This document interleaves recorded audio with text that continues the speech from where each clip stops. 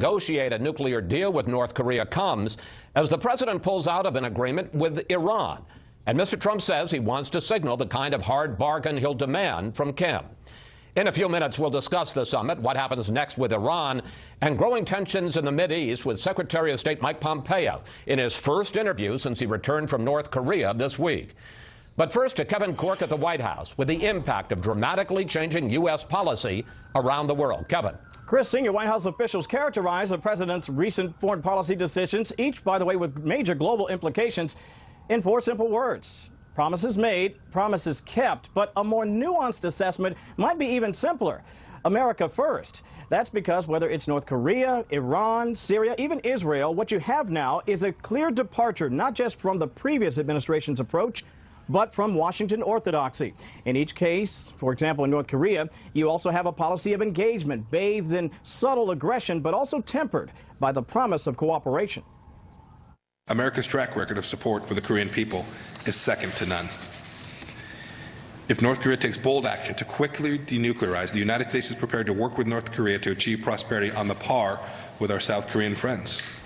In the Middle East, the administration's rejection of Washington orthodoxy also on full display as Jared Kushner and Ivanka Trump represent the country as the U.S. Embassy moves from Tel Aviv to Jerusalem, a move seen as a symbolic and a diplomatic stake in the ground in full-throated support of the Israelis and against the growing influence of Tehran in the region, which was further disrupted by the president's decision to break the terms of the Iran nuclear agreement this week. There is talk, Chris, that decision by the president emboldened the Iranians to attack the Israelis. As you know, the Israelis struck back, hitting Iranian targets in Syria. It is also certain that they have tacit support in Washington to do so. Chris? Kevin Corke reporting from the White House. Kevin, thanks for that.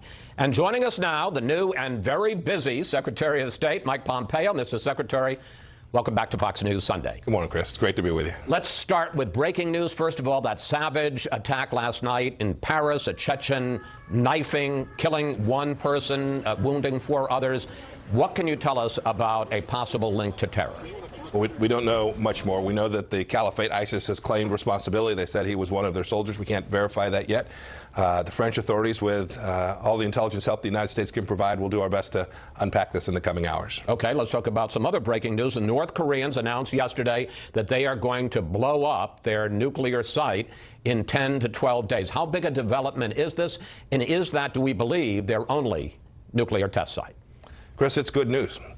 Every single site that the North Koreans have that can inflict risk upon the American people, that is destroyed, eliminated, dismantled, is good news for the American people and for the world. And so this is one step along the way. Had a good set of meetings this past week aimed at heading in exactly this direction. I want to go back to the comment, and Kevin just played it, your comment on Friday that if Kim chooses the, quote, right path, the U.S. is prepared